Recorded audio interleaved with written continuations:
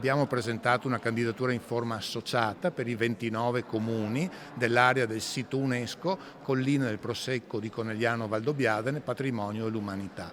Il tema della candidatura è la musica e il paesaggio. Per la prima volta in Veneto 29 comuni si uniscono presentando un'unica candidatura a Città Veneta della Cultura 2023, rispondendo ad un bando regionale conquistato negli ultimi anni da Cittadella e Caorle, che mette in palio anche un contributo di 100.000 euro.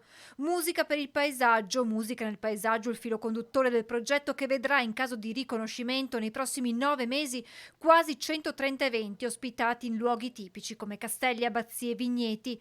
Un solo calendario per i 29 comuni dell'area delle colline del Prosecco Patrimonio UNESCO, che avrà come protagonisti musica, paesaggi e prodotti enogastronomici tipici, che mai come in questo momento sono in forte difficoltà a causa degli aumenti delle materie prime. I costi oggi nelle aziende sono altissimi e quindi si rischia anche di chiudere, però se attraverso queste iniziative riusciamo a proporre i prodotti che saranno più richiesti e quindi potremo anche chiedere qualcosa in più dal punto di vista economico, salviamo le aziende e salviamo il territorio. In occasione degli eventi saranno distribuiti dei sacchettini contenenti proprio alcuni dei prodotti tipici di questi territori.